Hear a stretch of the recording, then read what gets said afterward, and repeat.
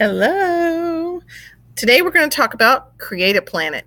As you can see from the assignment, there's an exercise and a project. So today I'm going to talk about the exercise. The exercise is a picture that I took. The project is going to be a picture that you took. Let's look at the exercise. So here's the image. This is Hanging Rock State Park.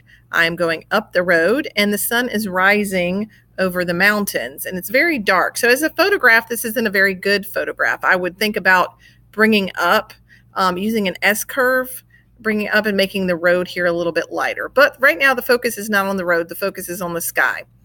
All right, so I want to teach you about loading a brushes palette.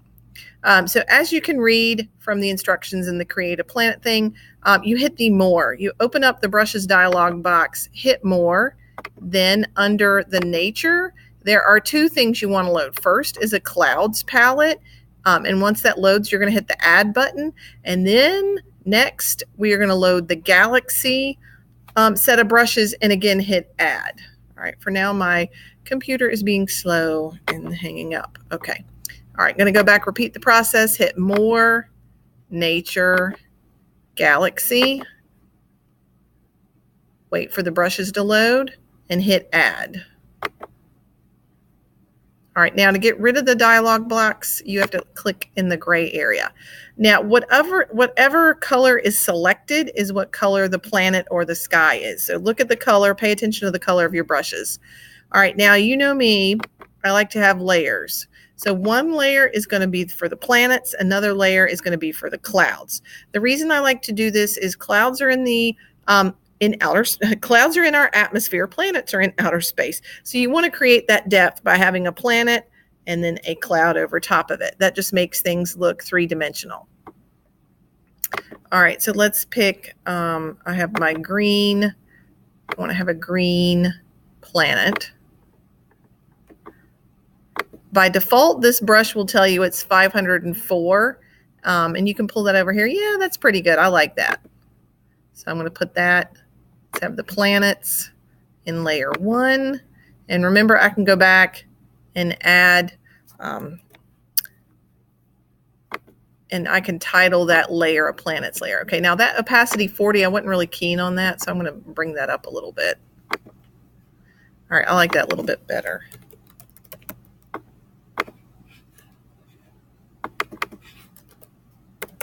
You don't have to label your layers, but I just find it's very helpful.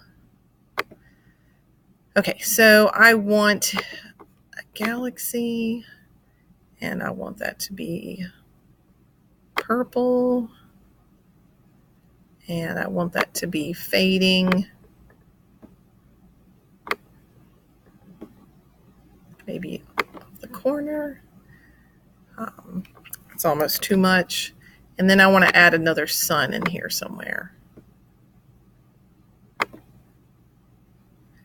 Okay, then let's pick a bright yellow sun.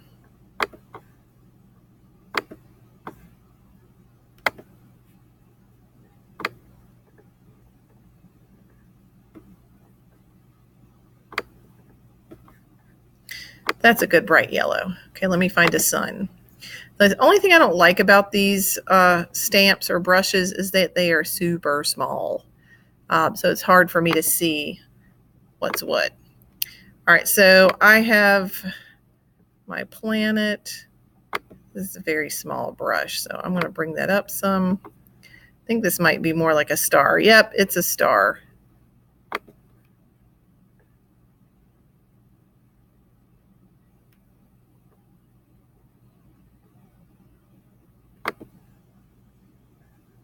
Okay.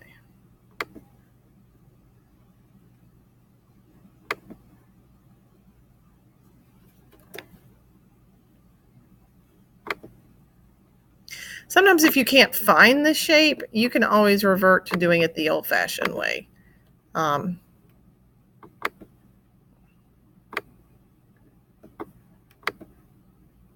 I'm going to make my own sun over here.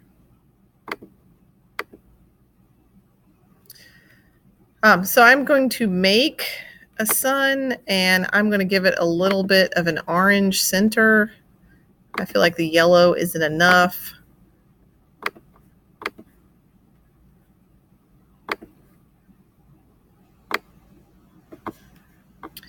bring that up a little bit. I like that. Okay, now I need to put some clouds in front of my planets. And I accidentally put this planet on the cloud layer, but I'm not going to stress about it. I can always go back and fix that later. All right, so I'm going to get a cloud. Let me turn it gray. And that is super big. I really do not want a cloud that big, so I'm going to tone it down a little bit. Put a cloud over there. Then I'm going to switch cloud layers. Put one kind of over here. Okay, I don't like that. I don't like the way it looks.